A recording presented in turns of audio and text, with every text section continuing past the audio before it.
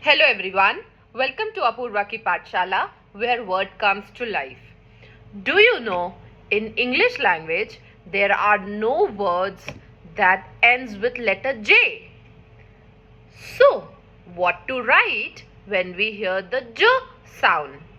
So, my dear kids, when we hear the J sound at the last of any word, either we write DGE or GE. So, DGE and GE makes the J sound. But another question is, how to know when to write DGE or GE? I am going to tell you.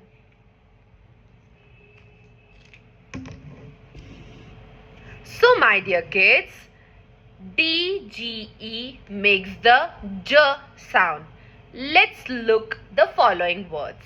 Whenever the vowels are alone in the word and we hear J sound after that, we write DGE. Let's look at the following words. The first word is J, judge. J, bridge. J, lodge. J, fudge.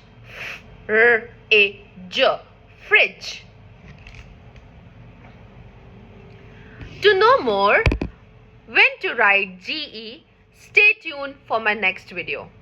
So, if you want to learn new phonics rule, subscribe my channel Apurva Ki Pathshala and don't forget to like my video. Thank you.